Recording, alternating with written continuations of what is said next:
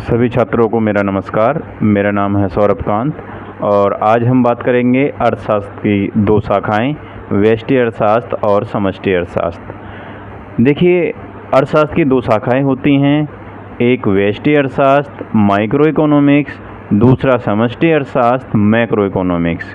तो व्यष्टि अर्थशास्त्र अंग्रेजी भाषा के माइक्रो इकोनॉमिक्स का हिंदी रूपांतरण है, जो ग्रीक भाषा के शब्द माइक्रो से लिया गया है, जिसका अर्थ होता है छोटा। व्यष्टि अर्थशास्त्र अर्थशास्त्र की वह शाखा है जिसमें व्यक्तिगत स्तर पर आर्थिक क्रियाओं का अध्ययन किया जाता है। इसके अंतर्गत उपभोक्ता संतुलन, मांग का सिद्धांत और पूर्ति का सिद्धांत जैसे विषयों को पढ़ा जाता है। संक्षेप में व्यष्टि अर्थशास्त्र को कीमत का सिद्धांत भी कहते हैं। आइए इसका मतलब समझते हैं। व्यष्टि अर्थशास्त्र में जब हम आर्थिक क्रियाओं का अध्ययन करते हैं तो यह अध्ययन एक व्यक्तिगत स्तर पर हो सकता है या एक समूह के रूप में हो सकता है। जैसे मैं बात करता हूँ कि हमें श्याम की आय का अध्ययन करना है, तो श्याम एक व्यक्ति है। यदि हम श्याम की आय का अध्ययन करेंगे, वो कितना पैसा कमाता है, तो इसका अध्ययन व्यष्टि अर्थशास्त्र में किया जाएगा। यदि हम 10 लोगों की आय का अध्ययन करेंगे, 10 लोगों की मांग का अध्ययन करेंगे या फिर एक व्यक्तिगत समूह का अध्ययन करेंगे, इसका अध्ययन व्यष्टि अर्थशास्त्र में किया जाएगा।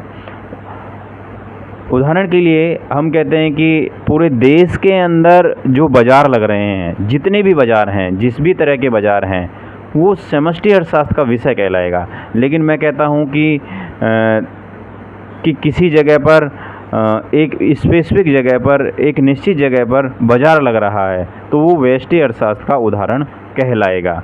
तो यहाँ हम देख पा रहे हैं, यदि हम व्यक्तिगत स्तर पर या एक समूह के रूप में भी अध्ययन करते हैं, तो इसका अध्ययन व्यष्टि अर्थशास्त्र में किया जाता है। अब हम देखते हैं समष्टि अर्थशास्त्र। इसके विपरीत ही समष्टि अर्थशास्त्र है, और समष्टि अर्थशास्त्र में जब हम देखते हैं तो इसका उल्टा हो जाता है। उल्टे से अभिप्राय है कि जिस तरीके से व्यष्टि का अर्थ था कि छोटा होता है, उसी तरीके से समष्टि का अर्थ है बड़ा या दीर्घ। समष्टि अर्थशास्त्र अंग्रेजी भाषा का मैक्रो इकोनॉमिक्स का हिंदी रूपांतरण है, जो ग्रीक भाषा के शब्द मैक्रो से लिया गया है। इसका अर्थ होता है बड़ा। समष्टि अर्थशास्त्र अर्थशास्त्र की वह शाखा है जिसमें संपूर्ण अर्थव्यवस्था के स्तर पर आर्थिक क्रियाओं का अध्ययन किया जाता है, जैसे राष्ट्रीय आय की गणना। विस्तृत रूप से समष्टि अर्थशास्त्र को आय और रोजगार का सिद्धांत भी कहा जाता है। तो यहाँ हमें ये समझना होगा कि जब हम समष्टि की बात करते हैं, इसका मतलब है कि हम राष्ट्रीय स्तर पर या अंतर्राष्ट्रीय स्तर पर जिन आर्थिक क्रियाओं का अध्ययन करते हैं, उनको समष्टि अर्थशास्त्र के अंतर्गत अध्ययन किया जाता है या उसको माना जाता है या समष्टि अर्थशास्त्र के उदाहरण कहे जाते हैं।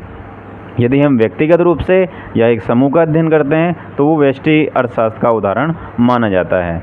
यहाँ मैं एक उदाहरण लेता हूँ। जैसे हम बात करते हैं कि मुद्रा का सिद्धांत, मतलब पैसे का सिद्धांत, तो पैसा कोई केवल एक व्यक्ति उसको यूज में नहीं ला रहा है। पैसा जो है संपूर्ण देश के अंदर चल रहा है। यदि इसका हमें अध्ययन करना होगा तो समष्टि अर्थशास्त्र में अध्ययन करेंगे।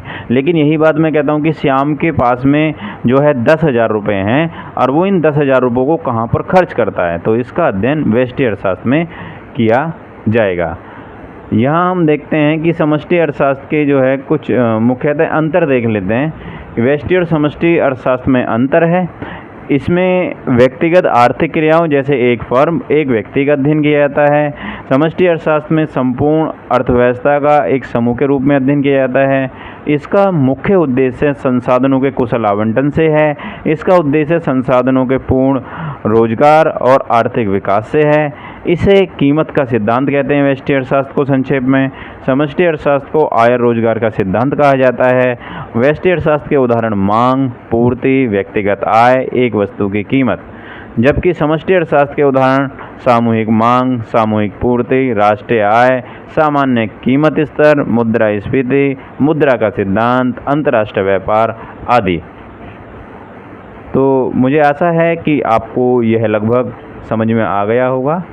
अतः हम आगे फिर बात करेंगे। Thank you.